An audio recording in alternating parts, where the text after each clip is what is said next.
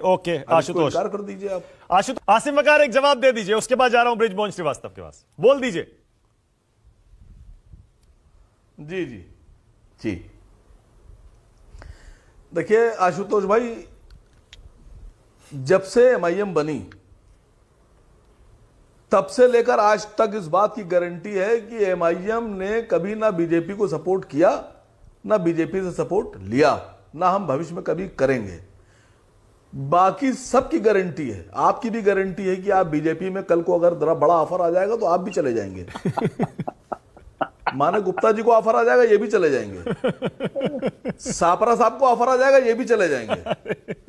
लेकिन हमारी और असद साहब की गारंटी है, आपसे वादा कर रहे हैं कि हम कहीं, हमारा कोई संबंध बीजेपी से न था, न है, न रहेगा।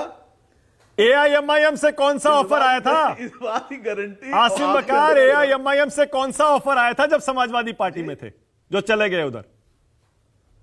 हम तो कह रहे हैं एमआईएम ही ऑफर कर दे। ऑफर अगर आया होता तो किसी ओहदे पे बड़े होते सर, मंत्री होते। हाँ।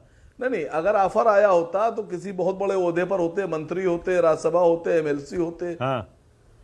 तो कुछ बने तो नहीं, तो ऑफर तो नहीं था। अच्छा, ये थी मुसलमान कौम से मोहब्बत। हाँ, क्योंकि जिस तरह से पूरे भारतवर्ष में मुसलमानों को निगलेक्ट कर दिया गया। अभी मैं सवाल पूछ लूं आशुतोष साहब से, 4 स्टेट, तेलंगाना, छत्तीसगढ़, मध्य प्रदेश और राजस्थान, और 4 स्टेट में कांग्रेस के पास सिर्फ 7 मुसलमान विधायक।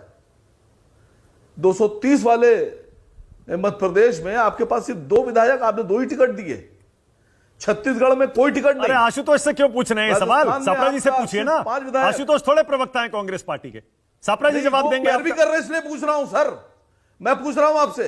हाँ, 4 स्टेट में कांग्रेस के पास सिर्फ 7 विधायक, और एमआईएम के पास मुसलमानों के सिर्फ हैदराबाद में 7 विधायक।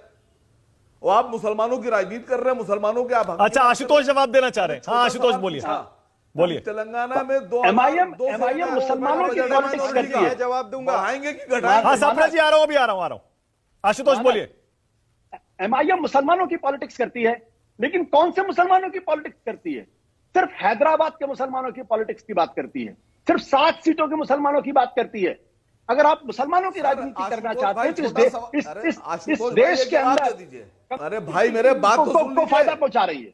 ओके आसिम वकार बोलिए, जल्दी बोलिए। हाँ बोलिए सर, बात तो सुन लीजिए। हाँ, मैं खाली आशुतोष भाई से पूछ रहा हूं कि मध्य प्रदेश में किसने हराया, छत्तीसगढ़ में कांग्रेस को किसने हराया, और राजस्थान में किसने हराया? अब एमआईएम का नाम ना लीजिएगा। छत्तीसगढ़ में तो हम लड़े नहीं, मध्य प्रदेश में 3 सीटें लड़े, राजस्थान में हमारी 10 में से जो 10 सीटें लड़े उनमें 1500 वोट आए, सबको मिला के। आप हारे कैसे? अरे आप क्या आशुतोष थोड़े हारे हैं? आप हारे कैसे बोल रहे हैं? आशुतोष थोड़े हारे हैं। आपको हिंदू वोट नहीं मिलता सर। अरे आप कैसे हारे?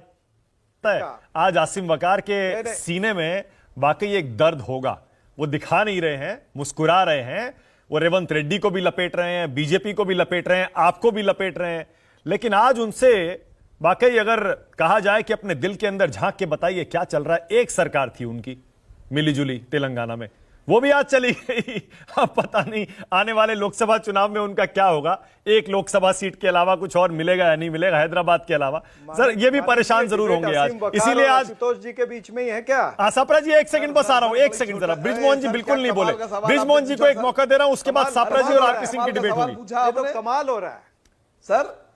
नहीं, ये तो कमाल हो रहा है। सारी डिबेट आपने उन दोनों से कर ली, हमको क्यों बुलाया? पूरे भारत में ना तो बहुजन समाज पार्टी की कहीं सरकार है, वो कांग्रेस ना से समाजवादी पार्टी की कहीं सरकार है, दे रहे हैं, और ना एमआईएम की सरकार है।